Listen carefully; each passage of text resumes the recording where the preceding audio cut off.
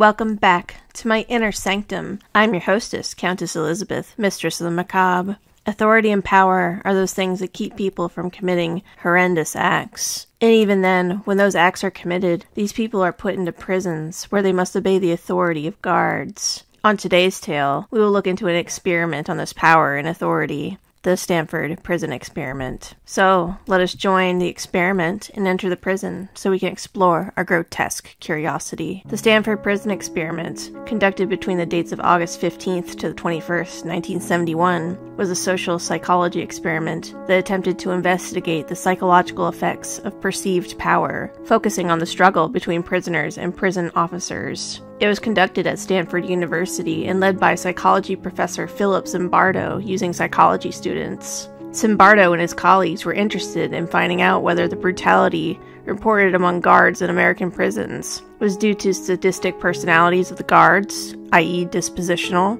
or had more to do with the prison environment, i.e. situational. For example, prisoner and guards may have personalities which make conflict inevitable, with prisoners lacking respect for law and order and guards being domineering and aggressive. Alternatively, prisoners and guards may behave in a hostile manner due to the rigid power structure of social environment in prisons. Zimbardo predicted the situation made people act the way they do rather than their disposition, i.e. personality. To study the roles people play in prison situations, Zimbardo converted a basement of the Stanford University Psychology Building into a mock prison. He advertised, asking for volunteers to participate in a study of the psychological effects of prison life. The 75 applicants who answered the ad were given diagnostic interviews and personality tests to eliminate candidates with psychological problems, mental disabilities, or a history of crime or drug abuse. 24 men, judged to be the most physically and mentally stable, the most mature, and the least involved in antisocial behaviors, were chosen to participate. The participants didn't know each other prior to the study and were paid $15 a day to take part in the experiment. Participants were randomly assigned to either role of prisoner or guard in a simulated prison environment. Prisoners were treated like every other criminal, being arrested in their own homes without warning and taken to the local police station. They were fingerprinted, photographed, and booked. This gave the situation more of a real-life feel, as the prisoners were not told beforehand they were going to be arrested and taken into the prison. Then they were blindfolded and driven to the psychology department of the Stanford University, where Zimbardo had the basement set out as a prison,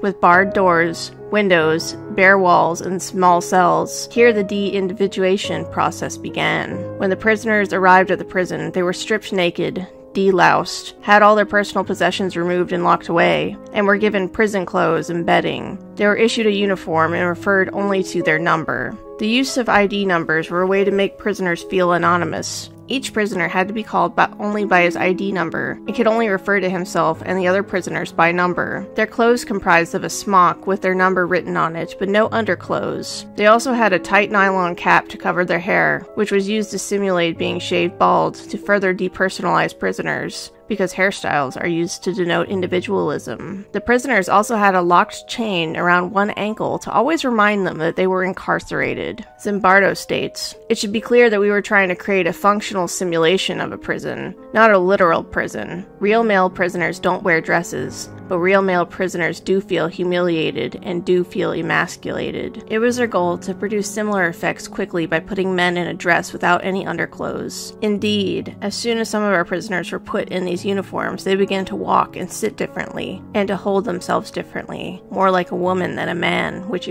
further emasculated them. The chain on their foot, which is also uncommon in most prisons, was also used in order to remind prisoners of the oppressiveness of their environment. Even when prisoners were asleep, they could not escape the atmosphere of oppression. When a prisoner turned over, the chain would hit his other foot, waking him up and reminding him he was still in prison, unable to escape even in his dreams. All guards were dressed in identical uniforms of khaki, and they carried a whistle around their neck and a billy club borrowed from the police. Guards also wore special sunglasses, an idea borrowed from the movie Cool Hand Luke. Mirror sunglasses prevented anyone from seeing their eyes or reading their emotions, and thus helped to further promote their anonymity. Zimbardo claims, "We were, of course, studying not only the prisoners, but also the guards, who found themselves in a new power-laden role. 3 guards worked shifts of 8 hours each. The other guards remained on call. Guards were instructed to do whatever they thought necessary to maintain law and order in the prison, and to command the respect of the prisoners. Guards were also given no specific training on how to be guards, Instead, they were free within limits to do whatever they thought was necessary to maintain law and order in the prison and to command the respect of the prisoners. No physical violence was permitted, though. Zimbardo observed the behavior of the prisoners and guards as a researcher, but also acted as the prison warden. Within a very short time, both guards and prisoners were settling into their new roles, with the guards adopting theirs quickly and easily.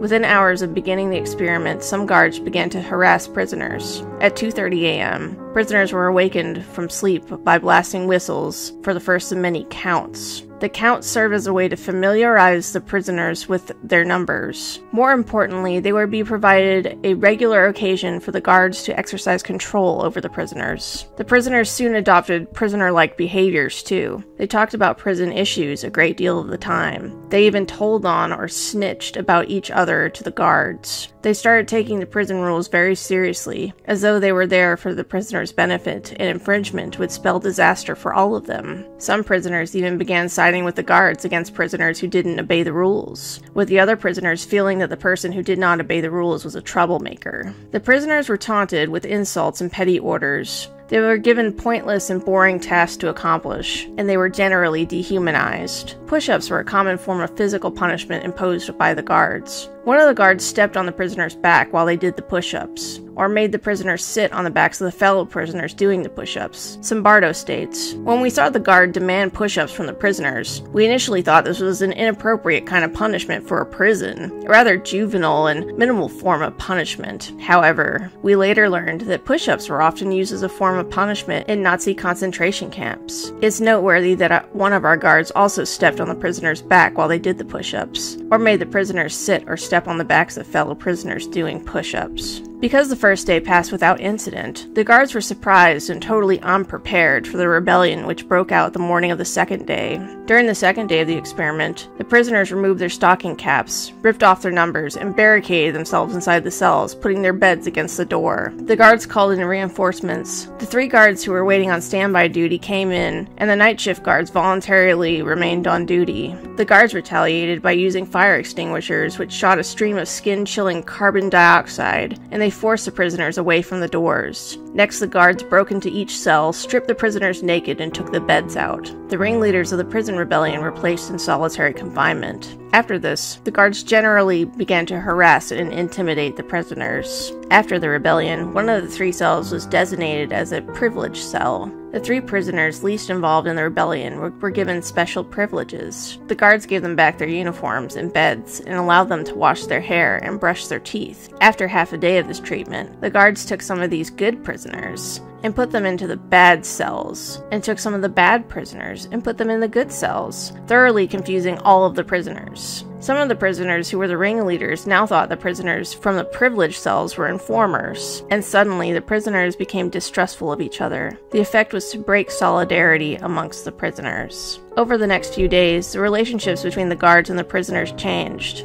Remember that the guards were firmly in control of the prisoners, who were totally dependent on them. As the prisoners became more dependent, the guards became more derisive towards them. They held the prisoners in contempt and let the prisoners know it. As the guards' contempt for them grew, the prisoners became more submissive. Every aspect of the prisoners' behavior fell under the total and arbitrary control of the guards. Even going to the toilet became a privilege, which a guard could grant or deny at his whim. Indeed, after the nightly 10 p.m. lights-out lockup, prisoners were often forced to urinate or defecate in a bucket that was left in their cell. On occasion, the guards would not allow prisoners to empty these buckets, and soon the prison began to smell of urine and feces, further adding to the degrading quality of the environment. As the prisoners became more submissive, the guards became more aggressive and assertive. The prisoners were dependent on the guards for everything, so tried to find ways to please the guards, such as snitching on their fellow prisoners. The guards were especially tough on the ringleader of the rebellion, prisoner number 5401. He was a heavy smoker, and they controlled him by regulating his opportunity to smoke. Zimbardo states, "We later learned,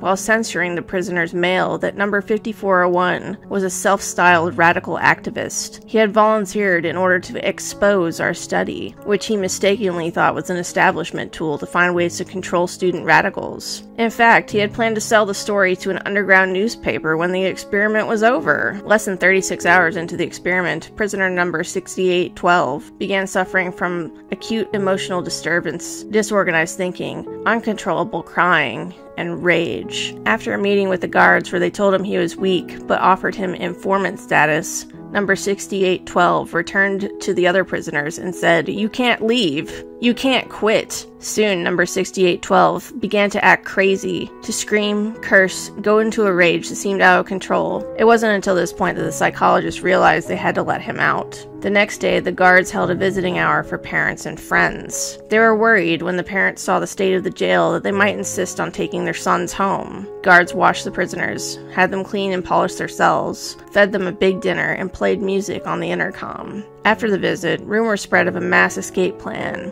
Afraid that they would lose the prisoners, the guards and the experimenters tried to enlist the help of the facilities of the Palo Alto Police Department, but the Palo Alto Police Department did not participate. The guards again escalated the level of harassment, forcing prisoners to do menial, repetitive work such as cleaning toilets with their bare hands. Zimbardo invited a Catholic priest who had been a prison chaplain to evaluate how realistic the prison situation was. Half of the prisoners introduced themselves by their number rather than their name. The chaplain interviewed each prisoner individually. The priest told them that the only way they would get out of this was with the help of a lawyer. Eventually, while talking to the priest, number 819 broke down and began to cry hysterically. The psychologist removed the chain from his foot, the cap off his head, and told him to go rest in a room that was adjacent to the prison yard. They told him that they would get him some food and take him to see a doctor. While this was going on, one of the guards lined up the other prisoners and had them chant aloud, "Prisoner 819 is a bad prisoner. Because of what prisoner 819 did, my cell is a mess, Mr. Correctional Officer." The psychologist realized that 819 could hear the chanting and went back into the room where they found him sobbing uncontrollably. The psychologist tried to get him to agree to leave the experiment, but he said he could not leave because the others had labeled him a bad prisoner. At that point, Zimbardo said,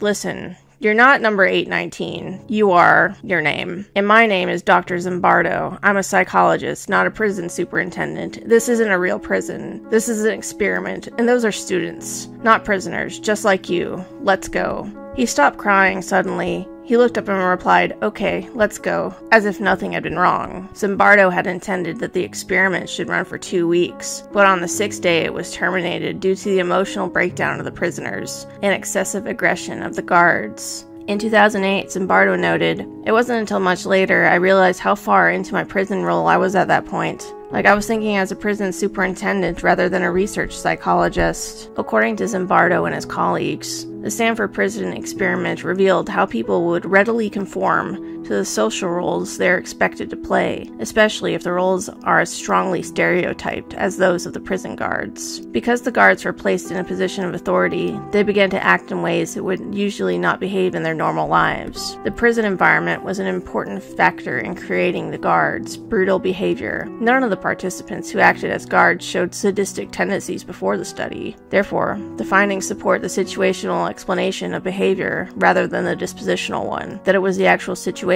rather than the personality of the guards that condoned their behavior. Zimbardo proposed that 2 processes can explain the prisoner's final submission. De-individuation may explain the behavior of the participants, especially the guards. This is a state when you become so immersed in the norms of a group that you lose your sense of identity and personal responsibility. The guards may have been so sadistic because they didn't feel what happened was down to them personally. It was a group norm. They may have also lost their sense of personal identity because of the uniform they wore. Also, learned helplessness could explain the prisoner's submission to the guards. The prisoners learned that whatever they did had little effect on what happened to them. In the mock prison, the unpredictable decision of the guards led the prisoners to give up on responding. After the prison experiment was terminated, Zimbardo interviewed the participants. Here is one excerpt. Most of the participants said that they had felt involved and committed. The research had felt real to them. One guard said, "I was surprised at myself. I made them call each other names and clean toilets with their bare hands. I practically considered the prisoners cattle, and I kept thinking